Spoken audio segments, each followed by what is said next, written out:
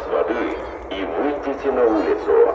При невозможности выхода займите безопасное место в ванной, дверном проеме, под столом. Не подходите к окнам. В общественных местах действуйте по указанию администрации и полиции. На улице займите места на безопасном удалении от зданий и линии электропередач газопровода. Не входите в поврежденные здания. Не поддавайтесь панике. Соблюдайте спокойствие. Назар аударыңыз, азаматтар. Жер сілкінісі болды. Жер сілкінісі болды. Үйлерде газ, су, электр энергиясын өшіріңіз. Жолынан үстел астында қауіпсіз орын алыңыз. Терезелерге жақындамаңыз. Қоғамдық орындарда әкімшілік пен полицияның нұсқауымен әрекет етіңіз.